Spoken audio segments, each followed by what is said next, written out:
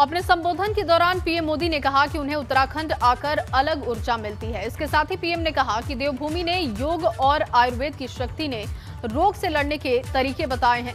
PM Modi ने oxygen plant की शुरुआत कर देश को बधाई दी। उधर पीएम मोदी ने कहा कि कोरोना से हिंदुस्तान की लड़ाई को दुनिया देख रही है और हिंदुस्तान ने कम समय में कोरोना से लड़ने के लिए सुविधाएं तैयार की।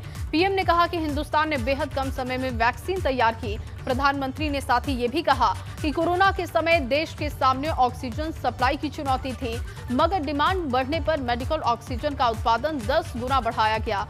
भविष्य में कोरोना से लड़ाई की तैयारी पुख्ता करने के लिए नेटवर्क तैयार हो रहा है। देश को 4000 नए ऑक्सीजन प्लांट मिलने जा रहे हैं। कोविड वैक्सीन की 93 करोड़ डोज लग चुकी है। जल्द ही वैक्सीन के 100 करोड़ के आंकड़े को हम पार कर लेंगे। भारत ने वैक्सीनेशन कर दुनिया को संदेश दिया। पीएम मोदी ने उत्तराखंड के वैक्सीनेशन अभियान की तारीफ भी की और 100% वैक्सीनेशन के लिए सीएम धामी की तारीफ की। तो पीएम की 10 बड़ी बातें आपको बता रहे हैं। केदार धाम की भव्यता को और बढ़ाया जा रहा है। वहां श्रद्धालुओं के लिए नई सुविधाएं विकसित की जा रही है। मैं भी कई बार ड्रोन कैमरा के माध्यम से इन कार्यों की प्रगति की समीक्षा करता रहता हूं। 4 धाम को जोड़ने वाली ऑल वेदर रोड पर काम तेजी से चल रहा है। 4 धाम परियोजना देश और दुनिया से आने वाले श्रद्धालुओं के लिए बहुत बड़ी सुविधा तो बना रही है, गढ़वाल और कुमाऊं के चुनौतीपूर्ण क्षेत्रों को भी आपस में जोड़ रही है। ऋषिकेश कर्णप्रयाग रेल लाइन से भी उत्तराखंड की रेल कनेक्टिविटी को और विस्तार मिलेगा।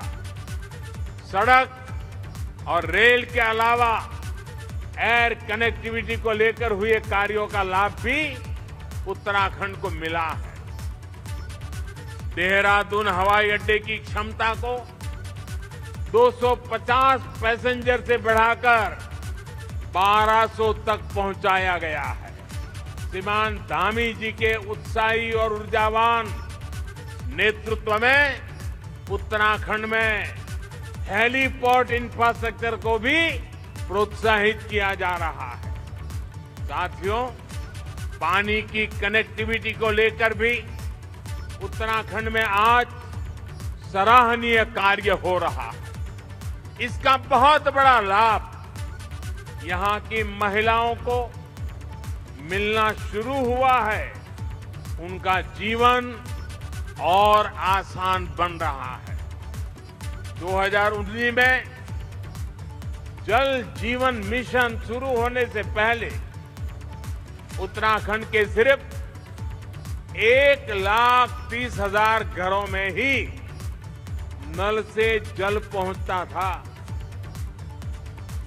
1,30,000 घरों में। आज उत्तराखंड के 7,10,000 से ज्यादा घरों में नल से जल पहुंचने लगा है। उत्तराखंड की देश की सुरक्षा में बहुत बड़ी भूमिका है। यहां का वीर नौजवान, वीर बेटियां भारतीय सुरक्षा बलों की आन बान और शान है।